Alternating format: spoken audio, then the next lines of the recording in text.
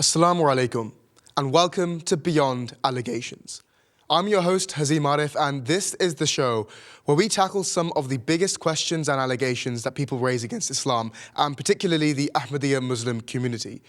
And joined with us today is our studio audience consisting of young Muslims like you at home with unique and individual perspectives, allowing us to get to the heart of the issue.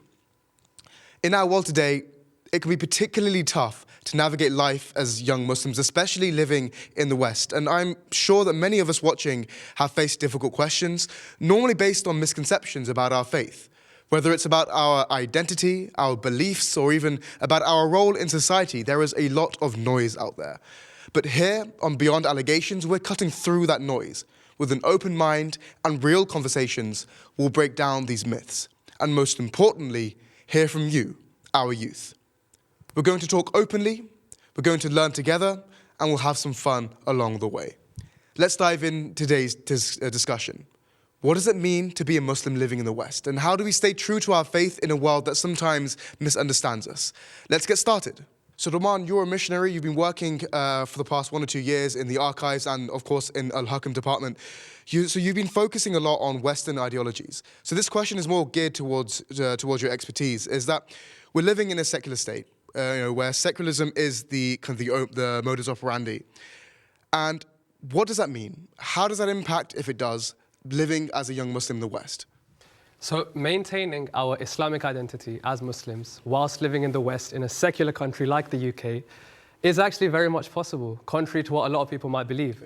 The issue arises when this term secularism is thrown around quite a lot and it creates a lot of confusion. People don't really understand what it is.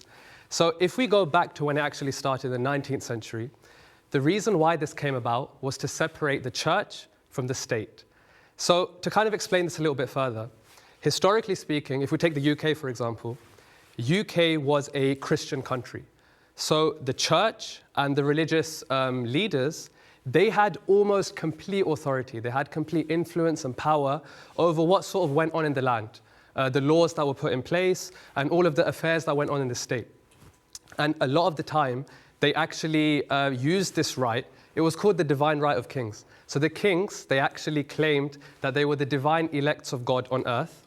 And by extension, they said that whatever actions they carried out, it was a divine action, and they weren't allowed to be held accountable by any worldly power. So to put a stop to this injustice, secularism was brought about in the 19th century. The term was coined by George Jacob Holyoake. And to basically have a neutral form of governance. Now, if we talk about this as an ideology, we live in a secular state. What should a secular state entail? What should be the principles that are in a secular state?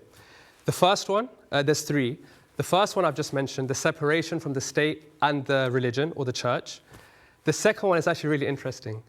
There should be freedom of religion or belief for all of the people that are living within that land or within that state. So we're Muslims, we should be allowed to practice our faith. We should be allowed to manifest our faith as much as we want, so long as it doesn't harm anyone else. And the third one is that everyone should be treated equally, and they should not be discriminated on the grounds of any religious beliefs or whatever beliefs they may or may not hold.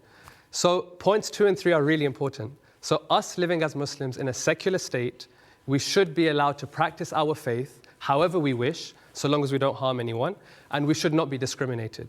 Now, that being said, we do see all of these things, the hijab ban, abaya ban. In the UK, there was a girl who wasn't allowed to pray during lunch, for example. Ironically speaking, if we go back to the principles of secularism, this actually goes against it. And us living here in the West, we should be allowed to practice it. So we shouldn't be afraid, and we can uphold our identity. Also, another really important point to remember is that some people, they confuse secularism, some modern founders even, they say that secularism is assimilation, when in reality that's not the case.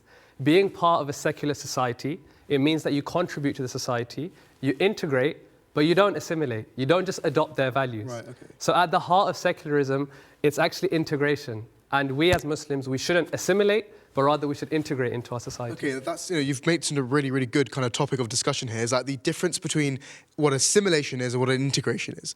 Now, can someone kind of delve into that? What is assimilation? What is integration? And what's our duty as Muslims living in the West? Israfil, what's your thoughts? I think secularism and integration with religion in itself, for example, all the time of the Prophet ﷺ, I think this was almost a sense of a secular society or democratic society, in the sense that there was a shura, consultation of the people that they can come and give their opinions and be heard, etc. And I think integration within society means there's religious pluralism, in anyone from different backgrounds or of faiths or irreligion can still contribute to society, still play a part in society, but it doesn't mean you have to give up what you hold dear to you. Yeah. And I think this is what is contrary to, I guess, modern day manifestations of secularism, as Mansab said, that there's almost this kind of removal of religion from society in general, but I think it's rather the opposite. And that is what the principles of secularism should be and are based upon. So this idea of assimilation, where you give up what you hold dear to you, is actually contradictory again to the principles. So rather we should still have this sense of self-worth while still being able to have religious tolerism, or being able to speak freely with other people and understand their viewpoints as well, and being yourself. Okay, I mean, that's a really, really good point that you mentioned that, is that what we're seeing today, there is a certain kind of mold of what the modern media wants people to believe a Muslim is. And some Muslims feel pressured to kind of give up values.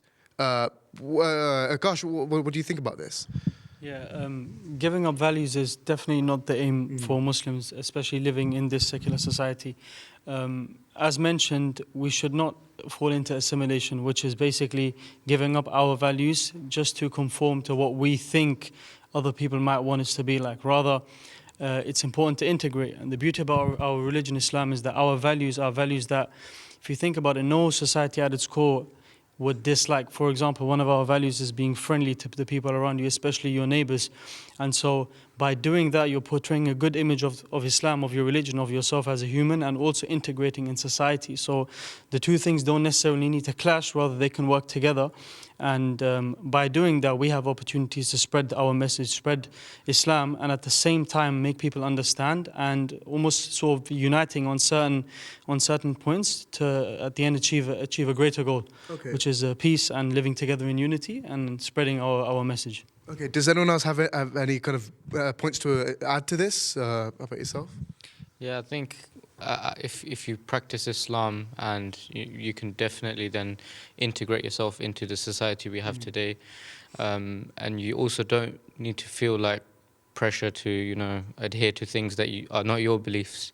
So, for example, when events and times during the year come, like Halloween or Christmas, or perhaps you're at work and everyone's going to the pub or something like that after they finish, you're able to tell them that these are not things that I'm comfortable with due to my religious beliefs. And in this society we have now, people are able to respect that rather than pressuring you and being like, why can't you do this? And in contrast, you can also, for example, in my experience, I came up with an idea that everyone can go to like a golfing session or mini golf, because they asked me and some other people what Muslims can do, and things that don't really involve alcohol and anything that's not allowed in the religion. Everything else is acceptable. So then we were able to go out for something that didn't involve contrary to your religion, basically. Yeah. So I mean, what's kind of happened now in the 21st century is that they've created a culture where there is a kind of an overarching culture where if we don't kind of abide by that, then we're labelled as someone who's not working hard to integrate. But the point that's missed is that integration is not that. We're not trying to assimilate. We're not trying to mold our beliefs according to what a kind of a statue of what's been made by someone we don't even know. So you don't have to drink to be British. That's the main point. It rhymes. It's fun. Yeah. A very great example of this is, for example, we don't really celebrate New Year's Eve. Yeah. But what we do to integrate ourselves into the, not assimilate by celebrating New Year's Eve, but what we do to integrate is, for example, we gather boys together and we go and clean the streets. So that is in a way, it's definitely integrating, but it's not assimilating. It's not taking on values that are contrary to our religion. Rather, by doing something where we know there's something that that society will appreciate, we are one. We are worshipping Allah, because looking after the creation of God, His earth is a form of worship. And at the same time, you are doing your best to integrate and make people understand that we are actually not as different as they think. You know, at core, our beliefs is you should be nice to everyone. You know, it's just that the aspect of worshipping God is something that unfortunately society is moving away from, and we're trying to push closer to that. But everything else, I think everyone desires living together in harmony, and all we do is apply our beliefs in a way in which it's not alienating to someone else. Rather, we invite them to this by doing things that everyone can benefit from. Yeah. So just, I want to come back to Rahman. I think he has some points to add to this. Yeah. So yeah. I think that was a really good point that Agash made, because in a secular society, the emphasis is on contributing and how much value you are to the society. Yeah. The example that he gave is really good. Right. New Year's Eve, for example. Who's of more benefit? There's a Muslim and there's an atheist, or whatever, right? But a person goes out and gets drunk the night before, and he's in bed the next day. Then on the other hand, you have a Muslim who doesn't do that, and he wakes up early and he goes up and cleans his mess, right? The same guy. Who's of more value to the society? Of course, you'd say the Muslim. Yeah. And that's the whole point of a secular society. It's of how much value you can bring in this pluralist society, where people with different backgrounds, diverse backgrounds, they come together and they contribute and they do good. So basically what you're saying is you don't necessarily have to fully inculcate yourself into that overarching culture to integrate. Yeah, not at all. Yeah. And another question might be, how do we integrate? To integrate, like you said, you don't have to go and drink. That's not integration. Integration is feeding the homeless, feeding the poor, taking care of your neighbors. All of these things, they're actually inherently Islamic values, and that is true integration. And by doing so, you're going to be valuing the society. You're going to be adding value to the society anyway. Yeah. So making contributions to society. Stefil, you have a point. Yes. Yeah, I just want to go on a bit of a tangent, sorry, but also the idea that, you know, that a human being is only valuable if they contribute to something is quite capitalistic. I think this idea of, you know, secularism or people being, you know, what they can contribute is very capitalistic. And whereas Islam says that, and this is almost like the negative almost of secularism, is because they remove God out of the picture, it's like, what can you contribute economically? However, religion says, or Islam says that, you know, God says that you are sacred because He has created you. So there is this value within you, and intrinsically you can naturally integrate. Allah says in the Quran that, you know, we have created you from tribes so that you may recognize one another. You know, there's this intrinsic value and integration naturally just because you are, just because you exist. Whereas this secularist view is almost paradoxical because it moves away from, because a homeless person, what value do they bring economically? So then therefore, are they not, you know, allowed to live? Are they not allowed to integrate? Are they not allowed to be in a secular society? So they're still kind of the poorest rung of society. They're still a valued section of society. Absolutely. Yeah, so that's what you're saying Islam preaches. Islam Okay. is a true, you know, secularist. I think that's a very, very fair kind of tangent to have made. Does anyone have any thoughts on what Israfil has said? Gosh, go on. I think if you look at how the prophets preached their religions, I mean, of course, not to make any comparison between us and them, but our role is, we are people from a different culture, we have a different religion, and when we come and to integrate, we are facing all these differences. So similarly, the prophets, alayhi salam, they were also preaching a message to a society that it may look like there was some contradiction, but slowly, because of the nature of Islam itself, the things that you will do will eventually appeal to the people. Like, for example, you know, small things like cleaning or looking after yourself, the way you treat others. So Islam's aim is to introduce all of these values to people, and then they will notice intrinsically that that is actually what they desire. And so slowly, that's how our message spreads. And so Islam, in and of itself, is a religion that has the ability to integrate itself because it doesn't have anything that is contrary to human nature. And so it goes hand in hand. So integration is our aim, and eventually the message will spread just like it did at the time of the prophets. I think just want to make one more point. I want to come to Rahman, of course, as he's a missionary. Akash, you just mentioned, as in from what you've mentioned, you don't have to necessarily become part of the culture to integrate. That's a discussion we've been having. Now, he's just mentioned a really important point of the fundamental kind of aspect of religion is that when the prophet comes with a message, he comes with a message which goes against the status quo, the general overarching culture of that time. Now that's something we see in all religions. All prophets come with a message which goes against the overarching culture of his time period.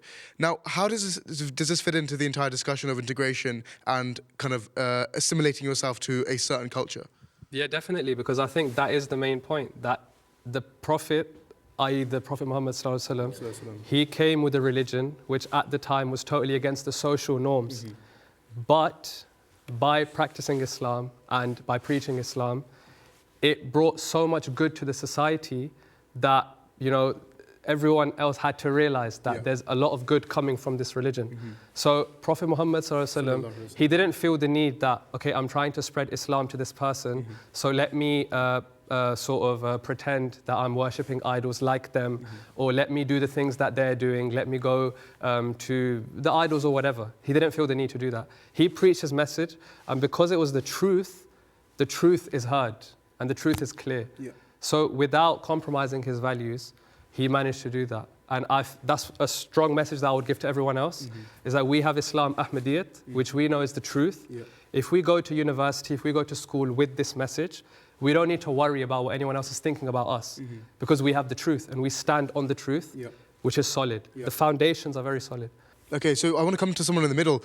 So if you feel that your values are based on truth, that gives you a sense of confidence, right? So what are your thoughts? I want to hear what you have to say. Yeah, I think, you have a sense of confidence because, well, you know, in uni you have lots of different sects of Islam and Ahmadis are not so favoured. You have the confidence to stand up and say, look, this is what we believe, this is what is right, this is what you guys believe, this is where we differ, you know, that sort of thing. It's a good way to educate everyone else. It's a very fair point. Of course, we have the one individual who is wearing Shirah Kameez today. What's your take on this? I mean, you've had the confidence to come out in a secular Western society, and you've had the confidence to wear Shirah Kameez. Clearly, this shows the advantages and the positives that educating ourselves has, and being able to do that freely has in the country. What do you have to say? I feel like being proud of yourself is a very big thing.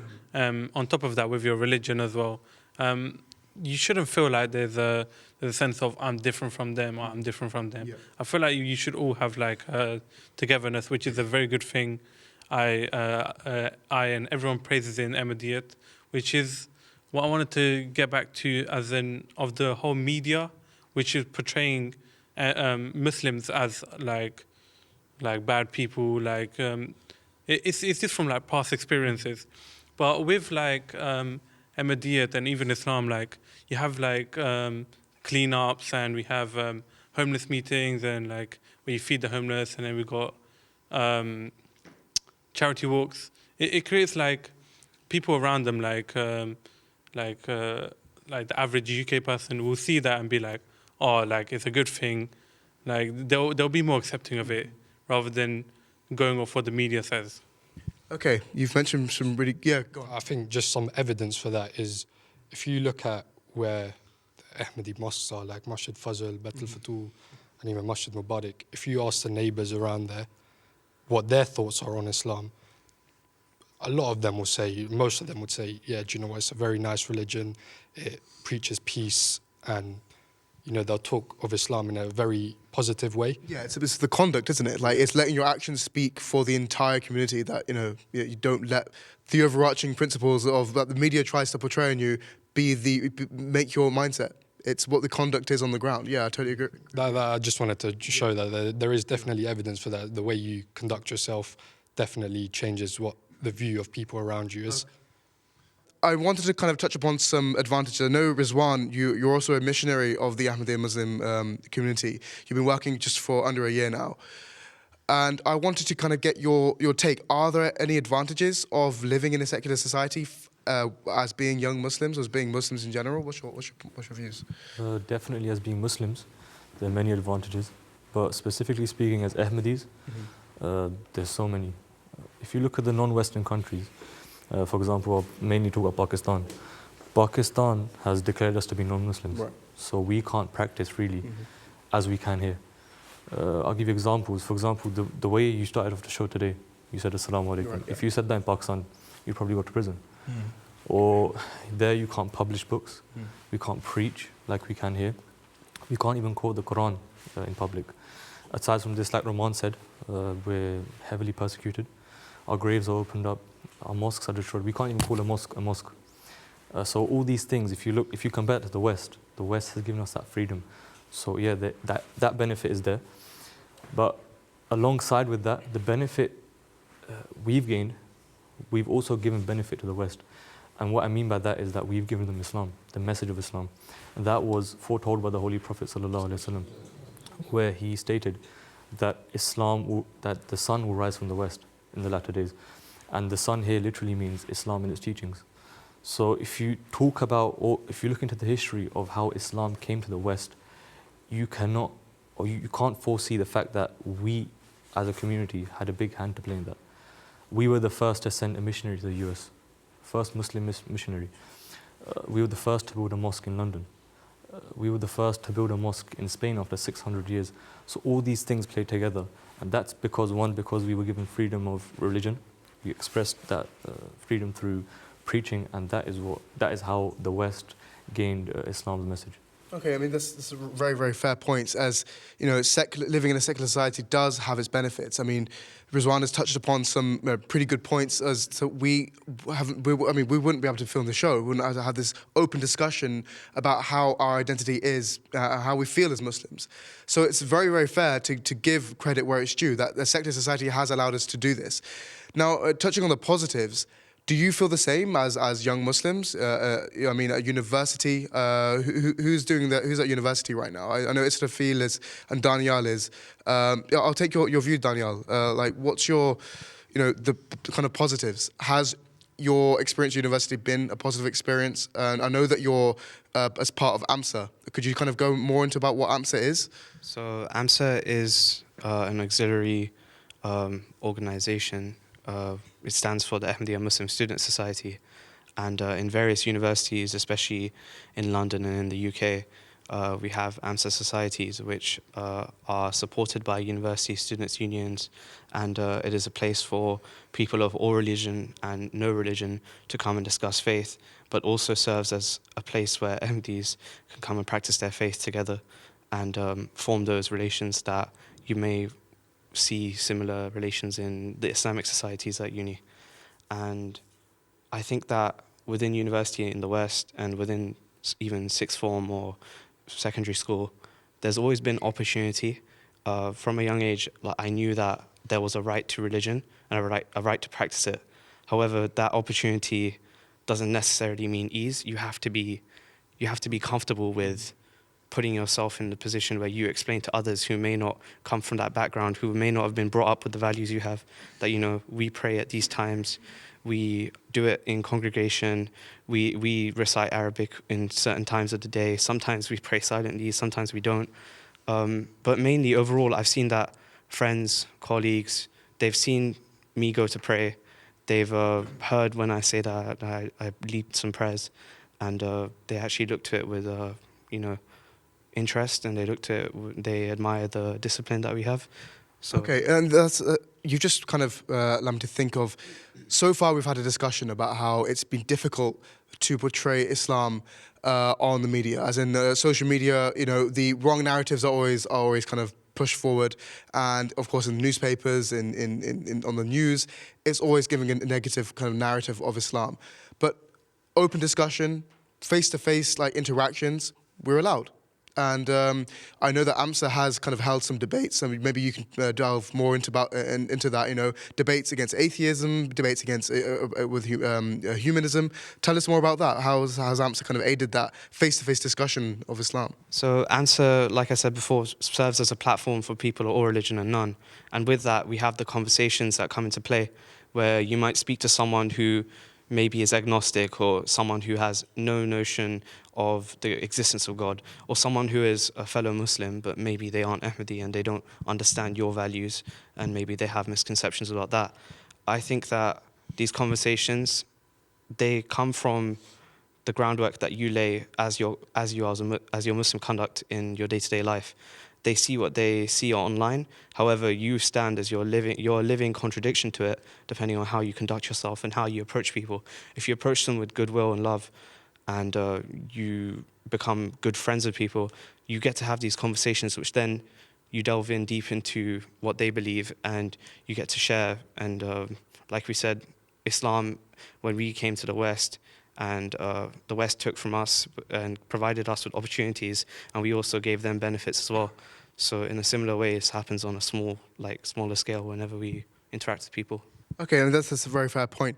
And just on the topic of discussing the existence of God and atheism, Roman, I wanted to get your take on this. Like, does this society being secular, it providing the freedoms to all citizens to believe whatever they want to believe, has that provided too much of an easy, slippery slope away from religion?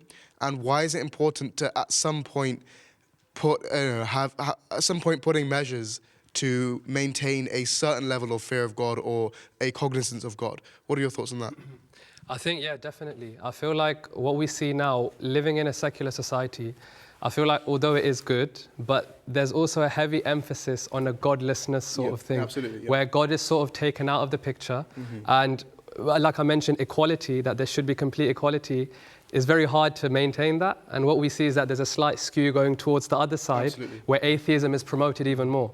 So, yeah, I think that living in a secular society, I feel like one really important thing to ask is who is implementing these, to live here, for there to be equality, for there to be freedom of religion, who's implementing this? Because all of these things that we see, at the moment, I personally feel like there's more of a push towards atheism. And as Muslims, yes, we are given the freedom, but at the same time, there's an anti-Islamic rhetoric creeping in. We see a lot of things that happen, and they are allowed to happen when they shouldn't be. Why is that? What's pushing this behind the scenes kind of force, this agenda, if you will? What's pushing? So there could be various reasons.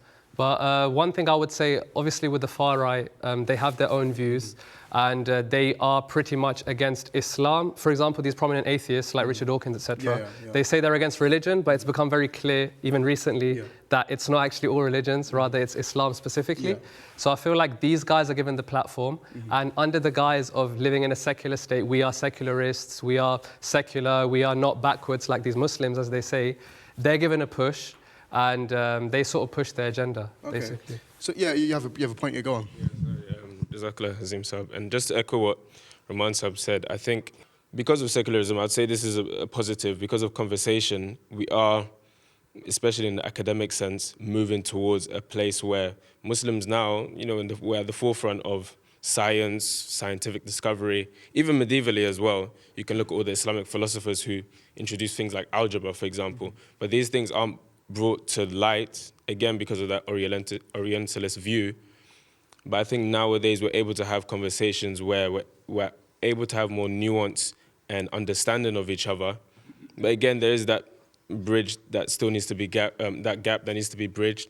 But I think, yeah, based on Ramon's point, I think that we as Muslims need to take it upon ourselves to educate ourselves. But because of the platform and the benefit of secularism in this is that conversation that we're able to have as well. So just touching on the point of, using those facilities to educate ourselves and being allowed to do that in the secular society. I wanted to ask a question to maybe the gent in the back over there who hasn't spoken today. Is that, do you feel that our community, the Ahmadiyya Muslim community, since your upbringing as a child, has it provided you the kind of facilities to kind of educate yourself, to learn how to kind of tackle these issues? Of course, we have all these auxiliaries, the ijtimas. What's your take on this? Like, has it benefited you in any way?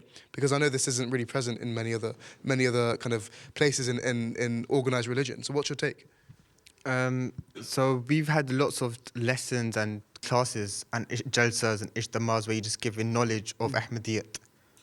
We have been given the framework of how to back ourselves and our religion. And because of these, we can have firm belief in ourselves and Ahmadiyyat. and tell people about it. Okay. So, of course, you said that ijtimas have benefited you in terms of giving you a platform to learn, to grow, to kind of make failures and learn from those mistakes. I think, we've had an amazing discussion today.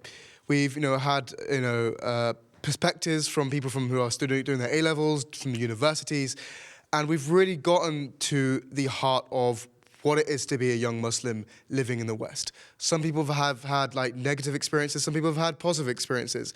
But I think the underlying point which we've come out from all of this is that we have the freedom to go out there and practice our faith as Muslims. But because of the overarching narrative, this overarching anti-religious and overarching atheistic narrative, it sometimes becomes difficult. And which means that the importance of educating ourselves, understanding our faith, is paramount. And having discussions like this, it allows us to think about these questions, ask ourselves, and have some sort of introspection to see if we are really doing our best to make full use of the freedoms provided by the society. But we want to hear from you. If you are interested in coming down and giving us your unique perspective, your life and your experiences as a young Muslim living in the West, get in touch. We'll be really happy to hear from you. But from all of us here today at Beyond Allegations, Jazakallah for watching, and Assalamu alaikum wa rahmatullahi wa barakatuh.